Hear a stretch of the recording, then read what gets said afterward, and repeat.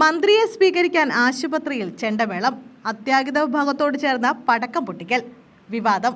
വയനാട് വൈത്തിരി താലൂക്ക് ആശുപത്രിയിൽ ആരോഗ്യമന്ത്രി വീണ ജോർജിനെ സ്വീകരിക്കാൻ പടക്കം പൊട്ടിച്ചതും ചെണ്ടമേളം നടത്തിയതും വിവാദത്തിൽ. ആശുപത്രി വളപ്പിൽ അത്യാഹിത വിഭാഗത്തോട് ചേർന്നായിരുന്നു പടക്കം പൊട്ടിക്കലും ചെണ്ടമേളവും. സാധാരണഗതിയിൽ ഇത്തരം കാര്യങ്ങൾ ആശുപത്രികളിൽ ഉണ്ടാകാറില്ലെന്ന് ആയിരുന്നു ആരോഗ്യമന്ത്രിയുടെ പ്രതികരണം. സ്ത്രീകളുടെയും കുട്ടികളുടെയും ബ്ലോക്ക്, OPD ട്രാൻസ്ഫോർമേഷൻ, നവീകരിച്ച PP യൂണിറ്റ്, ലാബ് എന്നിവയുടെ ഉദ്ഘാടനത്തിനാണ് മന്ത്രി വീണ ജോർജ് വൈത്തിരി താലൂക്ക് ആശുപത്രിയിലെത്തിയത്. ചെണ്ടമേളത്തിന്റെ അകമ്പടിയിൽ മന്ത്രിയെ സ്വീകരിച്ചു. ആശുപത്രി കോമ്പൗണ്ടിൽ അത്യാഹിത വിഭാഗത്തോട് ചേർന്നായിരുന്നു പടക്കം പൊട്ടിച്ചത്.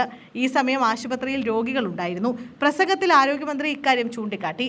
ചികിത്സാ രംഗത്ത് വയനാട് ജില്ലയിലെ സ്വയം പര്യാപ്തനാക്കാനുള്ള നടപടിയാണ് സർക്കാർ സ്വീകരിക്കുന്നതെന്നും മന്ത്രി വ്യക്തമാക്കി.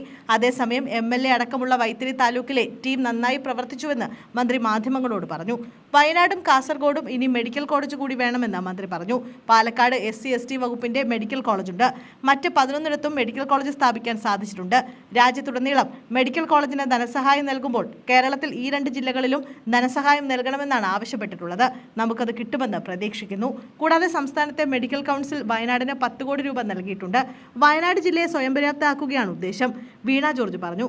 കേന്ദ്ര ആരോഗ്യവകുപ്പ് മന്ത്രി JP നദ്ദയെ കാണാനുള്ള അപേക്ഷ നൽകിയിരുന്നുവെന്നും അനുമതിക്കുള്ള അറിയിപ്പ് ലഭിച്ചാൽ അദ്ദേഹത്തെ കാണുമെന്നും മന്ത്രി പ്രതികരിച്ചു. കേരളത്തോടുള്ള കേന്ദ്രത്തിന്റെ അവഗണനയാണെന്നും മന്ത്രി വിമർശിച്ചു.